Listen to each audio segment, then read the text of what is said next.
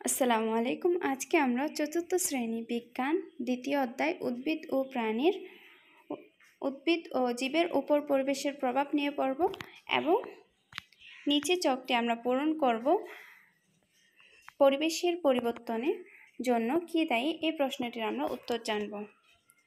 চলো আমরা জীবের উপর পরিবেশের প্রভাব নিয়ে পড়ি। উদ্ভিদ ও প্রাণীর উপর পরিবেশের ইতিবাচক প্রভাব।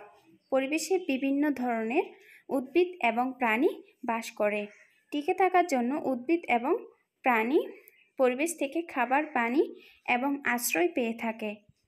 এরা একে অপরের উপর নির্ভরশীল। এখন আমরা উদ্ভিদ ও প্রাণীর উপর পরিবেশের নেতিবাচক প্রভাব নিয়ে পড়ব। ঝড়, বন্যা এবং খরার মতো প্রাকৃতিক কারণে পরিবেশের পরিবর্তন হচ্ছে। মানুষের বিভিন্ন কার্যকলাপের জন্য পরিবেশের ব্যাপক পরিবর্তন হচ্ছে। পরিবেশের পরিবর্তনের ফলে উদ্ভিদ এবং প্রাণীর আবাসস্থল ধ্বংস হচ্ছে। এর ফলে উদ্ভিদ ও প্রাণী বিপন্ন বা বিলুপ্ত হচ্ছে। যেমন ডোডো পাখি এবং তাসমেনিয়ান বাঘ পৃথিবী থেকে বিলুপ্ত হয়েছে। বাংলাদেশ থেকেও লাল শির ও জাভা গন্ডার এবং রাজশকুন বিলুপ্ত হয়েছে। বর্তমানে তালিপাম ও রয়্যাল বেঙ্গল টাইগার বিপন্ন। এই যে চিত্রের মধ্যে দেওয়া আছে, তালিপাম একটি বিপন্ন উদ্ভিদ। নিচে আরও দুটি চিত্র দেওয়া আছে, বিপন্ন প্রাণী রয়্যাল বেঙ্গল টাইগার এবং বিলুপ্ত জাভা গন্ডার।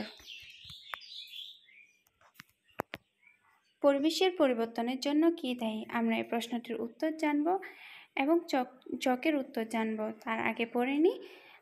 এক, ডান পাশে চকটির মতো খাতায় একটি চক তৈরি করে তাতে পরিবেশের পরিবর্তনের কারণসমূহ তালিকা তৈরি করি।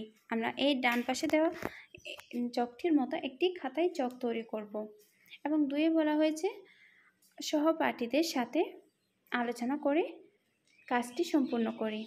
চলো আমরা উত্তরটি দেখি। চকের উত্তর কি হবে?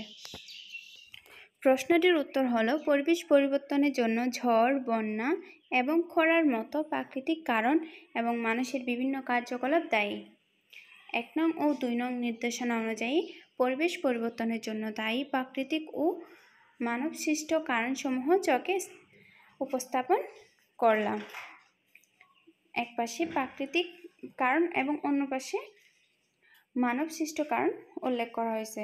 ঝড়, বন্যা, খরা এগুলো হচ্ছে প্রাকৃতিক কারণ এবং মানবসৃষ্ট কারণগুলো হলো উদ্ভিদ ও প্রাণীর আবাসস্থল ধ্বংস করা, কলকারখানা ও যানবাহন থেকে নির্গত ধোঁয়া, তেল ও প্রাকৃতিক গ্যাস পোড়ানো।